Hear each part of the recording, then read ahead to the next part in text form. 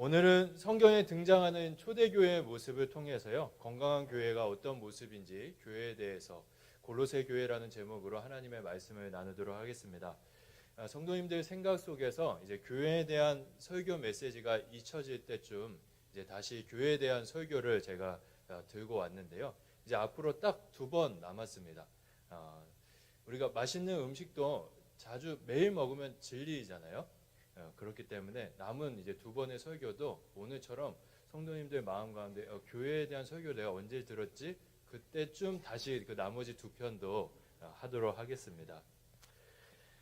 지금까지 우리는 성경에 언급되는 여러 초대교회 모습들을 하나씩 살펴보았습니다.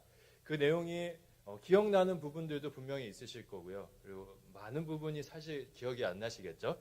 네, 그런데요, 성도 여러분, 많은 내용들이 있지만 다른 것들은 잊으셔도 건강한 교회, 성경적인 교회를 우리 마음 가운데 떠올렸을 때 우리 마음 가운데 이 그림만은 꼭 생생하게 떠올랐으면 좋겠습니다. 바로 앞에 있는 이 그림인데요.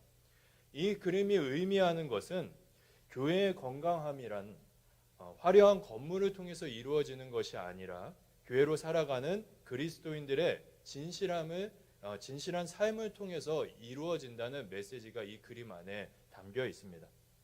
신앙의 연수가 얼마 안 된 분들은 교회 건물이 크면 큰 만큼 교회가 건강하다고 생각하는 경향이 있는 것 같습니다. 근데 이러한 모습은 교회를 건물로 이해한 생각에서 시작된 것이죠. 그러나 우리가 잘 알고 있는 것처럼 교회는 건물이 아니라 예수님을 구주로 고백하는 사람들, 바로 우리들이 교회인 줄 믿습니다. 그렇게 교회의 건강함은 건물의 화려함에 있는 것이 아니라 예수님을 향한 진실한 믿음을 삶으로 살아내는 그리스도인들의 삶에 있는 것이죠. 이는 성경이 우리에게 이야기해주고 있는 교회에 대한 아주 중요한 영적인 원리 중 하나입니다. 성경은요, 건강한 교회의 모습에 대해서 우리에게 가르쳐줄 때 교회로 살아왔던 그리스도인의 삶이 어떠했는지를 우리에게 설명함을 통해서 가르쳐줍니다. 그래서 우리는 이러한 맥락 속에서 지난 시간 동안 초대교회 성도들이 이 땅을 사는 날 동안 어떤 삶의 모습을 갖고 살아왔는지 그들의 삶의 특징을 하나씩 살펴왔습니다. 오늘은 그 9번째 시간으로서 골로새 교회와 그 교회를 향한 편지인 골로새서의 내용을 우리가 한번 살펴보려고 합니다. 바라기는 이 시간을 통해 동원교회로 살아가는 우리의 삶과 마음이 이전보다도 더 교회의 머리이신 예수님의 삶과 그 마음을 닮아가게 되기를 간절히 소망합니다.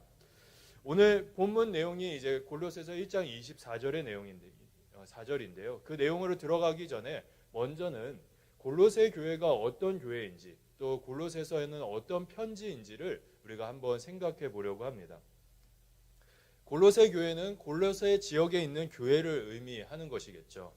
골로새라는 지역은요, 현재 어느 지역에 있냐면 터키라는 나라의 데니즐리주라는 지역에 위치해 있다라고 합니다.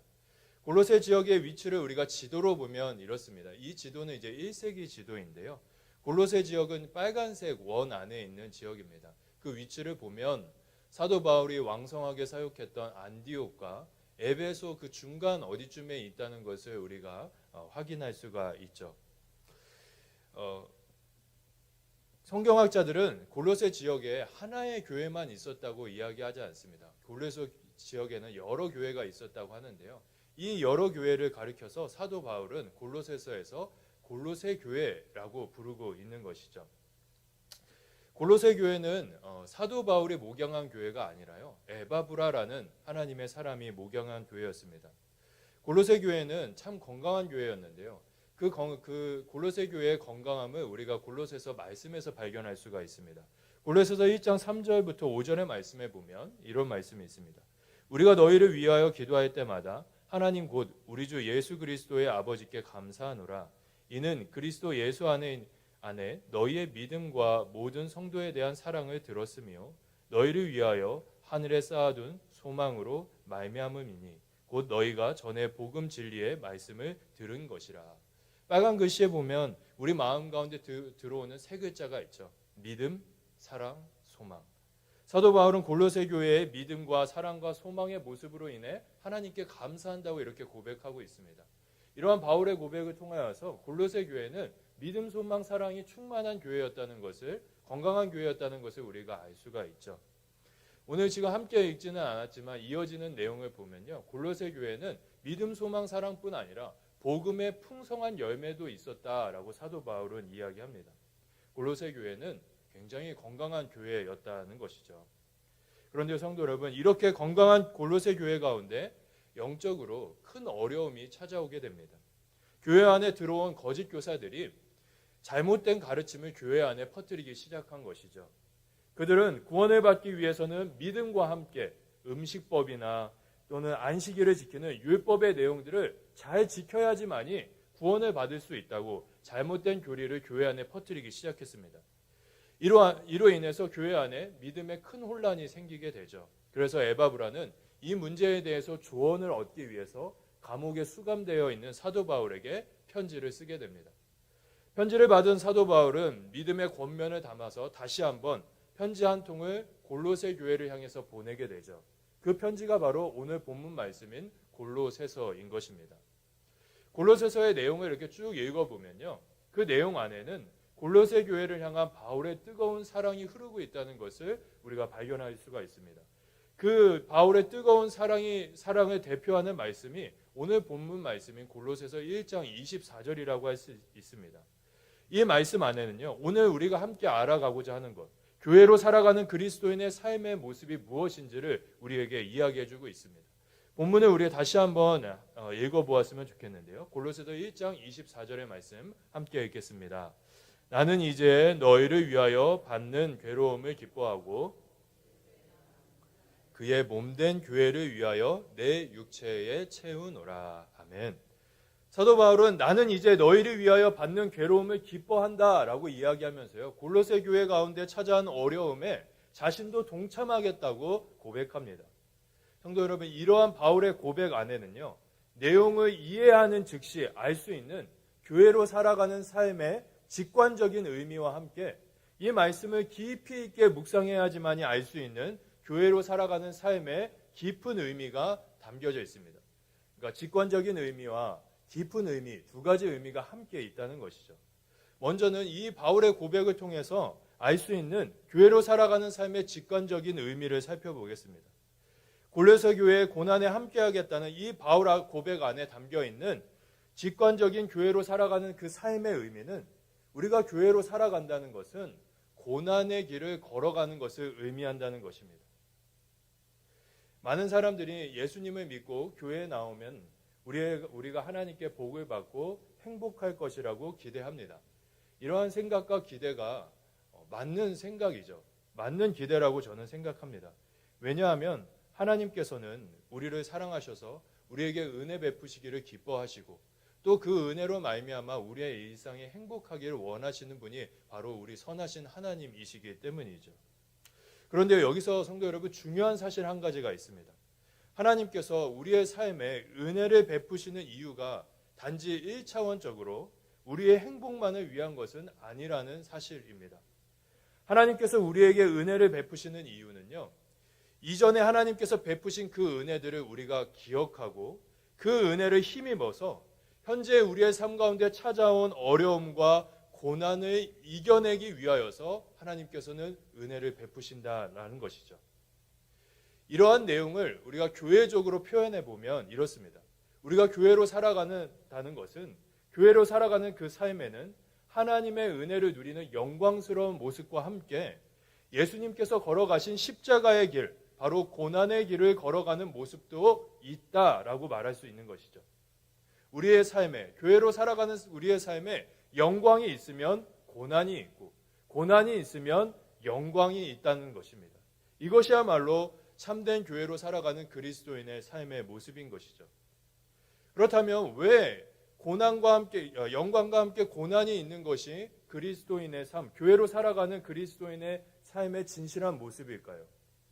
그 이유는 우리의 구주이신 예수님께서 이 땅에 사시는 동안 이러한 삶을 사셨기 때문입니다.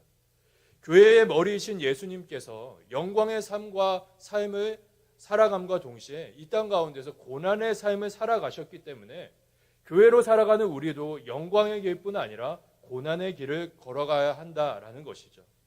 그래서 사도 바울은 빌립보서 1장 29절에 이렇게 이야기합니다. 이 말씀 우리 같이 한번 읽어보도록 하겠습니다.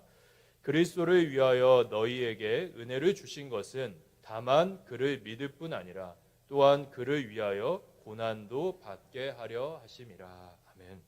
그렇습니다. 성도 여러분, 하나님께서 우리를 교회로 부르신 것은 영광을 누림과 함께 고난을 받음으로 예수님을 닮아가게 하기 위함입니다. 그렇게 교회로 살아가는 우리는 고난에 대해서 세상 사람들과는 다른 이해를 가져야만 합니다. 그리고 이러한 고난에 대한 성경적인 이해는 교회인 우리가 세상과 구별되는 거룩함이라고 할 수 있죠.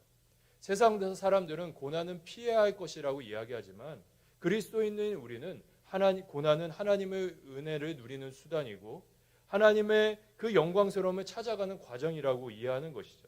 이것이 바로 교회가 갖고 있는 거룩함인 것입니다. 자, 이제 이 말씀을 통해서 우리 스스로에게 한번 질문해 보았으면 좋겠습니다. 성도 여러분, 교회로 살아가는 우리는 지금 고난을 어떤 시선으로 바라보고 있습니까? 삶에 우리의 삶 가운데 어려움이 찾아오면 우리는 신기하게도 모두가 하나같이 내가 하나님 앞에 무슨 죄를 지었나? 그래서 하나님께서 지금 나에게 벌을 내리시는 것은 아닌가? 이런 생각을 합니다. 그런데요, 성도 여러분, 이런 생각은 하나님에 대한 오해입니다. 고난이 우리의 삶 가운데 찾아왔다는 것은 하나님께서 우리를 버리셨다는 의미가 아니죠. 고난이 우리의 삶에 찾아온 것은 하나님께서 주시는 은혜를 누리기만 했던 어린아이와 같은 믿음에서 십자가를 통해 예수님께서 우리를 어떻게 사랑하셨는지 깨달아서 주님의 마음을 더욱 닮아가는 성숙한 믿음으로 나아갈 은혜의 때가 우리의 인생 가운데 찾아왔음을 의미하는 것입니다. 혹시 오늘 우리 가운데 예상치 못한 어려움과 고난을 만난 분들이 계십니까? 결코 하나님께서 우리를 버리신 것이 아닌 줄 믿습니다. 하나님께서는 지금 이 고난을 통해 우리를 더 깊은 믿음의 세계로 초대하고 계신 것입니다. 그 초대에 믿음으로 응하여 교회의 구별됨을 세상 가운데 보여줄 수 있는 우리 모든 성도님들의 삶이 되기를 예수님의 이름으로 축복합니다.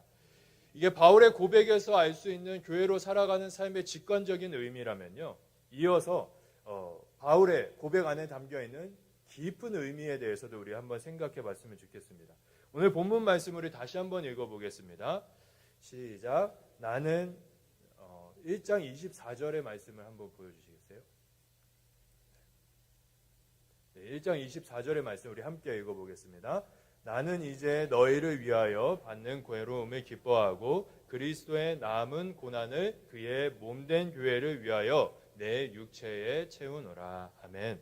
지금 바울은 그리스도의 남은 고난을 자신의 육체 가운데 채우겠다라고 이야기합니다. 이 고백에 담긴 교회로 살아가는 삶의 깊은 의미는요, 빨간 글씨에 있는 부분, 그리스도의 남은 고난이라는 표현 안에 담겨져 있습니다. 그렇다면 성도 여러분, 그리스도의 남은 고난이 의미하는 그 내용은 무엇일까요? 어떤 이들은 이 그리스도의 남은 고난이라는 표현을요, 문자 그대로 이해해서 십자가에서 당하신 예수님의 그 고난이 뭔가 좀 부족했다라고 이야기합니다.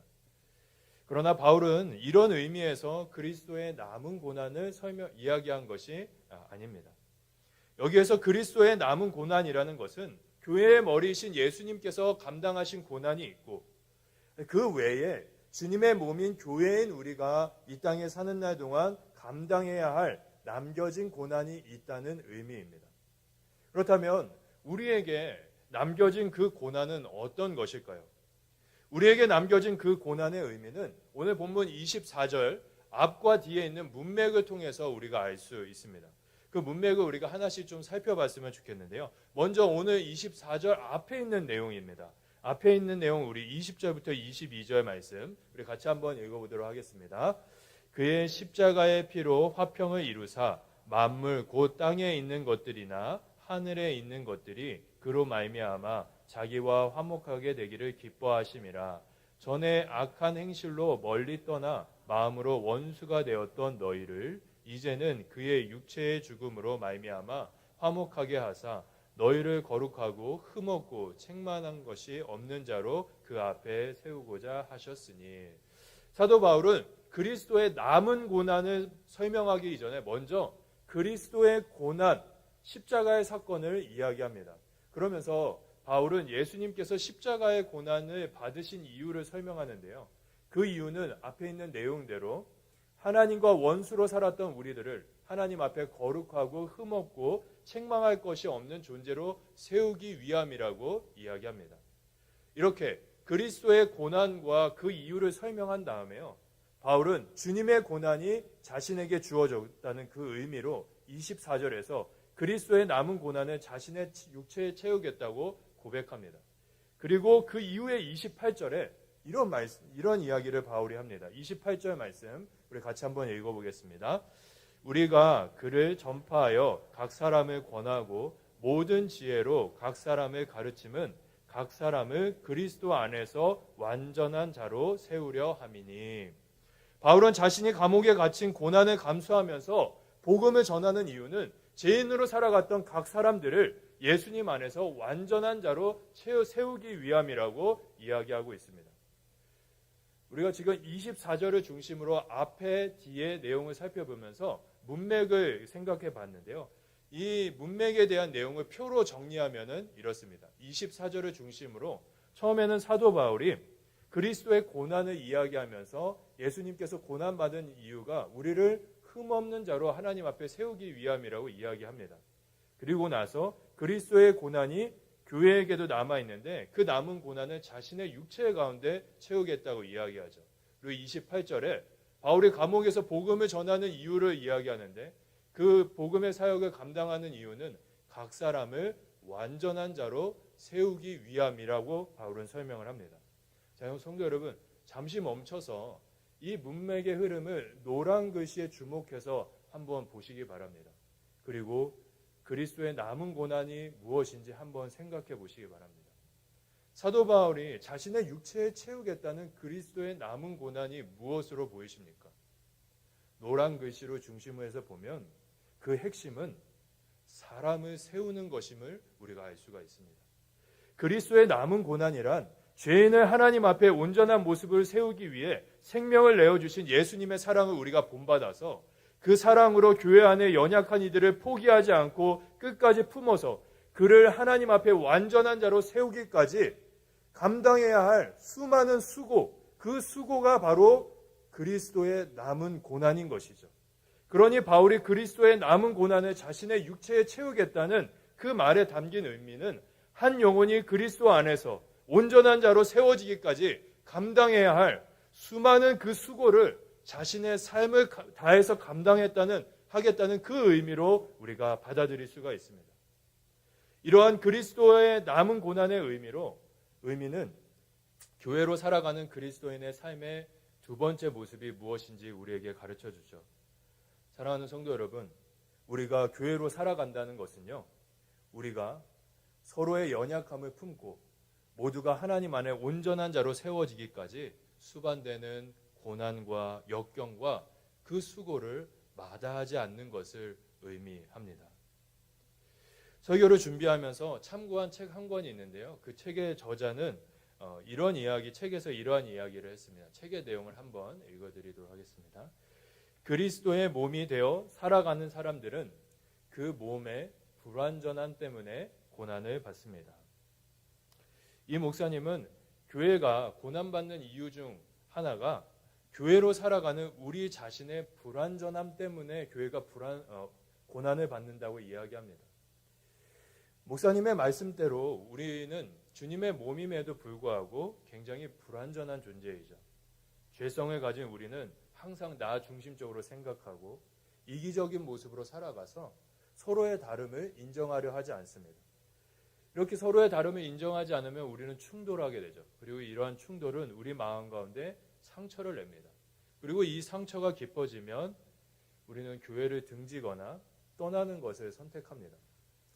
교회인 나의 불완전함이 교회인 다른 지체를 힘들게 만드는 것이죠. 그런데요, 성도 여러분, 교회가 가진 이 불완전함으로 인하여서 교회를 등지는 것은 건강한 신앙의 모습이라고 이야기하기가 어렵습니다. 왜냐하면 지금까지 우리가 살펴본 것처럼 교회로 살아간다는 것은요, 교회를 이루고 있는 우리 모두가 불완전한 존재임을 인정하고 서로가 예수님 닮은 온전한 모습으로 성장하기까지 수반되는 그 수고를 마다하지 않는 것을 의미하기 때문이죠. 그렇게 우리가 영혼을 세우는 그 수고를 즐거이 감당할 때 교회는 더욱더 건강해지는 것이고, 그 영혼을 세우는 그 수고를 우리가 즐거이 감당하면 세상은 교회를 통해 하나님의 거룩한 사랑을 보게 되는 것입니다. 바라기는 서로를 온전한 자로 세우는 그리스도의 이 남은 고난에 즐거이 동참하여서 교회의 아름다움을 세상 가운데 보여줄 수 있는 우리 동원교회 모든 성도님들이 되기를 예수님의 이름으로 축복합니다. 우리 한 가지만 더 살펴보았으면 좋겠는데요. 지금까지 살펴본 것처럼 교회로 우리가 살아간다는 것은 각 사람을 주님 안에서 온전한 자로 세우는 그 수고를 감당하는 것입니다. 이 일을 우리가 이뤄가기 위해서는요, 우리 안에 한 가지 영적인 열심이 필요합니다. 이 일을 통해서 우리가 각 사람을 온전한 자로 세우는 일을 감당할 수가 있는데요. 골로새서 3장 2절에 보면 사도 바울이 이런 이야기를 합니다. 3장 2절의 말씀 우리 같이 한번 읽어보겠습니다. 위의 것을 생각하고 땅의 것을 생각하지 말라. 성도 여러분, 우리가 서로를 온전한 자로 세우는 건강한 교회로 살아가기 위해서는요, 땅의 것을 생각하지 말고 위의 것을 생각해야만 합니다. 우리가 왜 이렇게 살아야 하는가? 그 이유는 땅의 것과 위의 것이 구체적으로 무엇인지 우리가 살펴보면 바울이 왜 이런 말을 우리에게 권면하고 있는지 이해할 수가 있습니다. 먼저 땅의 것을 우리가 한번 살펴봤으면 좋겠는데요. 이 말씀 우리 같이 한번 읽어보겠습니다. 그러므로 땅에 있는 지체를 죽이라. 곧 음란과 부정과 사욕과 악한 정욕과 탐심이니 탐심은 우상 숭배니라. 이제는 너희가 이 모든 것을 벗어버리라. 곧 분함과 노여움과 악의와 비방과 너희 입에 부끄러운 말이라. 바울이 왜 땅의 것을 생각하지 말라고 했는지 그의 이야기가 너무나 공감이 됩니다. 땅의 것의 내용 하나하나가 서로를 온전하게 세우는 덕스러운 내용이 아니라 서로를 실족하게 만드는 악덕의 모습을 가지고 있기 때문이죠. 이렇게 땅의 것을 이야기한 사도 바울은 위의 것이 무엇인지, 하늘의 것이 무엇인지도 우리에게 설명을 해줍니다. 우리 하늘의 것, 골로새서 3장 12절부터 14절의 말씀 우리 같이 한번 읽어보겠습니다. 그러므로 너희는 하나님이 택하사 거룩하고 사랑받는 자처럼 긍휼과 자비와 겸손과 온유와 오래 참음을 옷 입고 누가 누구에게 불만이 있거든 서로 용납하여 피차 용서하되 주께서 너희를 용서하신 것 같이 너희도 그리하고 이 모든 것 위에 사랑을 더하라. 이는 온전하게 매는 띠니라. 바울이 왜 위의 것을 생각하라고 이야기했는지도 너무나 잘 우리 마음 가운데 이해가 됩니다. 우리의 마음이 위의 것을 생각하고 그것들로 가득할 때 주님께서는 아마 우리의 언행을 주님의 손과 발로 사용하실 것입니다. 그때 우리는 서로를 통해 온전한 자로 세워지게 되는 것이죠. 사도 바울이 강조한 위의 것들이 내용이 참 많습니다. 긍휼과 자비, 겸손과 온유와 오래 참음, 용납과 용서, 사랑, 많은 것들을 강조했는데요. 이 많은 것들 중에 제가 오늘 성도님들에게 우리가 건강한 교회를 이루어가기 위해서 열심을 내야 한 가지를 강조하고 싶은데요. 그것은 무엇이냐면 바로 용납과 용서입니다. 우리가 건강한 교회를 이루어가기 위해서는 이 용납과 용서가 너무나 중요합니다. 왜 중요하냐면요. 주님께서 우리의 허물을 용납하시고 우리의 죄를 용서하셨기에 죄인 되었던 우리가 주님의 몸인 교회가 될 수 있었기 때문이죠. 교회의 생명이 용납과 용서에 있다라는 것입니다. 우리가 서로 용납하고 용서하면 할수록 교회는 더욱더 건강해지는 것입니다. 그 건강함을 통해 세상은 교회의 머리이신 예수님을 보게 됩니다. 그렇게 교회로 살아가는 우리는 무엇보다도 용납하고 용서하는 영적인 실력을 갖춰야 하는 것이죠. 용납과 이 용서를 통해 우리에게 흘러오는 그 생명력으로 서로를 그리스도 안에서 더 온전한 자로 세워가는 교회가 우리 모든 우리 동원교회 성도님들의 모습이 되기를 예수님의 이름으로 축복합니다. 이제 말씀을 맺도록 하겠습니다. 저는 건강한 교회라는 이 슬로건을 마음속에 떠올려 보면요, 항상 제 마음 가운데 생각나는 찬양 한 곡이 있습니다. 그 찬양은 우리가 가끔 자주 부르는 우리를 사용하소서라는 찬양인데요. 다들 아시죠? 교회를 교회되게, 다들 아실 텐데, 제가 이 찬양을 처음 들었을 때는 제가 20살 때였습니다. 그 찬양이 제 20살 때 신곡으로 나왔었는데요. 그 당시 저는 모교회 청년부의 부흥을 위해서 기도할 때 같이 함께 공동체를 이루고 있는 청년들과 이 찬양을 정말 많이 부르고 교회를 위해서 기도했었습니다. 이 찬양을 부르는 이로 하여금 마음을 뜨겁게 하고 더욱더 교회를 사랑하게 만드는 큰 힘을 가지고 있는 것 같습니다. 그 힘을 제가 느꼈을 때 혼자 생각해 봤어요. 도대체 어떤 것이 이렇게 우리의 마음을 이 찬양을 통해서 뜨겁게 하는 걸까? 이 찬양의 힘이 무엇일까? 혼자 생각해 보았습니다. 그러다가 제 마음 가운데 한 절의 가사가 들어왔습니다. 그 가사의 내용이 이 가사인데요. 주의 교회를 향한 우리의 마음, 희생과 포기와 가난과 고난, 함으며 죽음조차 우리를 막을 수 없네. 우리 교회는 이 땅의 희망. 저는 이 가사가 이 찬양을 부르는 이의 마음을 뜨겁게 하는 것이 아닌가라는 그런 생각을 했습니다. 정확히 이야기하면요, 이 가사에 담긴 고난의 길, 수고로운 길을 마다하지 않는 교회의 진실한 모습이 이 찬양을 부르는 우리의 마음을 뜨겁게 하는 것 같습니다. 사랑하는 성도 여러분, 예수님의 십자가 사랑으로 탄생한 교회는 고난의 길을 즐거이 걸어갑니다. 예수님의 용서와 용납으로 온전한 자가 된 교회는 한 사람을 세워가는 그 수고로움을 기쁨으로 감당합니다. 그리스도의 사랑을 기억함으로 주께서 우리에게 남기신 고난을 기꺼이 우리의 삶 가운데 채우는 교회가 우리 동원교회가 되기를 간절히 소망합니다. 이 시간 이 말씀이 우리 교회의 이야기가 되기를 소망하면서 우리를 사용하셔서 이 찬양하고 우리 함께 기도하도록 하겠습니다.